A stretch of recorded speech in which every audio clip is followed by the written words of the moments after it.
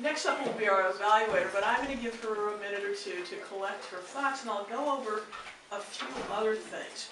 I'm going to pass around an agenda of the Chisinau Toastmaster meeting, and this will give you some idea of perhaps other roles. And in addition, there's a meeting tomorrow. The club meets Thursdays at 7. That's every Thursday at 7 at the Hashdo Library on Stefan Chamoy.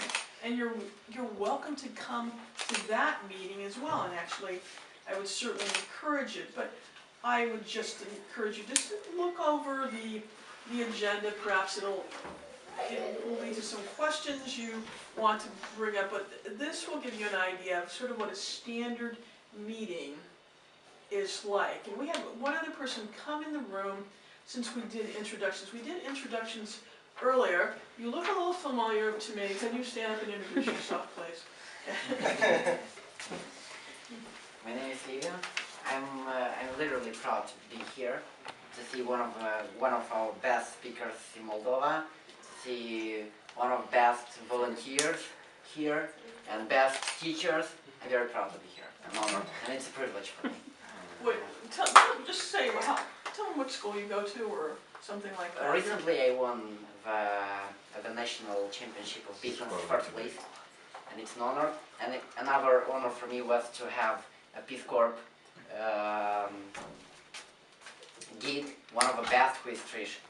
So please round of applause. Well, I think I'm doing this to give myself an advertisement, but this young man was on my Diamond Challenge team, and the team came in third place. They worked very hard, and he goes to many Toastmaster clubs and a lot of activities, so he's constantly seeking growth. And thanks for being here. He doesn't live too far from here, so he was very excited that we were having a meeting here. Are you ready? Yeah. Yep. Nice. Yes. Okay. All right. I wanted to do a minute. In addition, there's a booklet going around if you put your name down and your information, such as your email. Now, we've had a speaker, and also a key section of a Toastmaster meeting is what's called the evaluation. The evaluators, people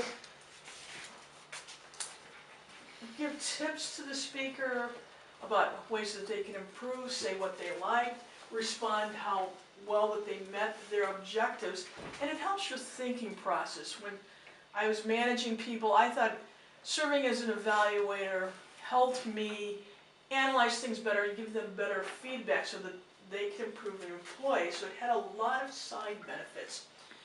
This young lady coming up to be the evaluator, I actually met her on Facebook, technically, because we're Peace Corps volunteers, and when we were coming over to Moldova, we all started to meet on Facebook. Now, Deshna mentioned that she'd been an officer, so Toastmasters gives you a lot of opportunities to be an officer in your club. I was president of one of my clubs in America 5 times, not in a row or anything, but over a period of years.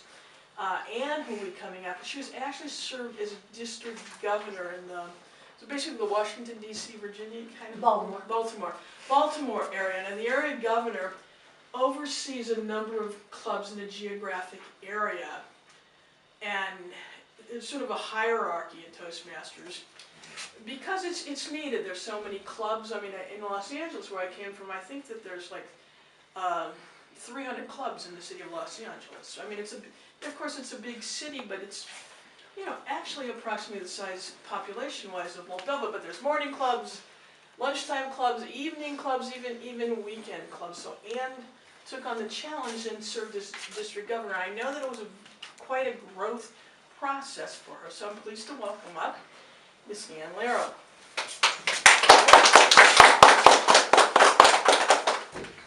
Protocol. Fellow Madam Toastmaster, fellow Toastmasters, distinguished guests, and especially Carolina. Tonight, your job was to use your body to emphasize your speech, to emphasize points in your speech. And for those in the audience, that means, for example, a hand gesture to emphasize a point, or maybe moving across the room to say something particular. And that's what Carolina did. Carolina's gestures were, when she used them, were very natural, and they felt natural. And so when she made a point and added energy to a point, she used her hands, and it did not feel forced to us at all. My job, aside from pointing out the strengths of the speaker, are also to make some suggestions for improvement. One thing I would suggest to Carolina is that her resting position tended to be right here. And in Toastmasters, we highly recommend that you keep your hands down to your sides to be more relaxed. This is kind of a closed gesture and often can help the speaker shut down their own energy.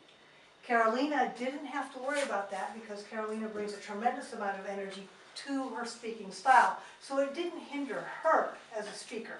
But you as a speaker, generally we would suggest that you learn to stand with your hands by your sides and relax. And it feels really awkward at first, but you get used to it. Carolina had great vocal variety and great volume. She wasn't too loud for the room, and she wasn't too soft. Sometimes speakers speak too softly for the room, and it's very difficult to hear. Carolina, however, as a suggestion, I might add that the speaker could slow down a little bit. I have a tendency to speak very quickly too, but when you have a large audience such as this, it helps to slow your pace down so that everyone in the room can follow what you are saying. One more strong point that this speaker brought to the speech was a smile. Now that smile puts the audience at ease, but another thing that Carolina's smile did is it supported the point of her speech. The point of her speech was, well, go ahead and have fun. Enjoy your occasional slip-ups. Another powerful point. Now I have one final suggestion that I would make, and that is, as a speaker, it's important to remember we're speaking to a professional audience, and we don't know everyone who is in our audience. And generally, it's recommended that we stay away from bad words or very, very colloquial and common expressions. But when we're speaking, we can pay attention to that, and since we are learning to speak to a more professional audience, that's important for us to remember. Overall, I believe that Carolina met the objectives of the speech, which was to use her body to emphasize points. Madam Toastmaster. Thank you, Anne, for that thorough evaluation. I want to welcome you. I mean, we all introduced ourselves earlier, so if you wouldn't mind, just tell us your name, if you've ever gone to a Toastmaster meeting before, or why you're here. Hello, my name is Vladimir, and I would like to improve my skills in explaining in speech, rhetorical skills. That's about it. It's fine. Okay. Welcome. Welcome.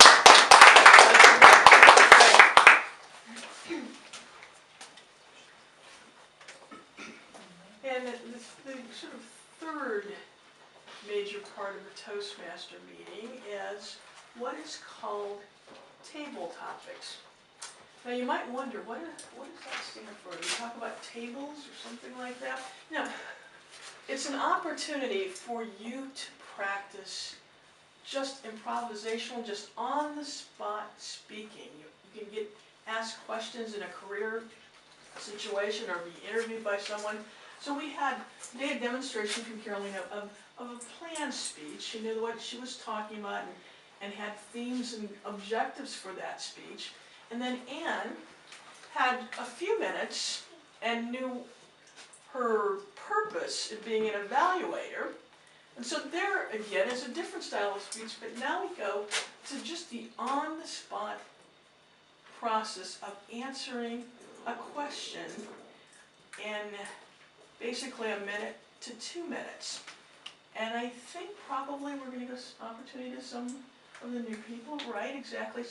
But I'll let Nadezhda explain all of that to you. And I'm very pleased to introduce, a little story.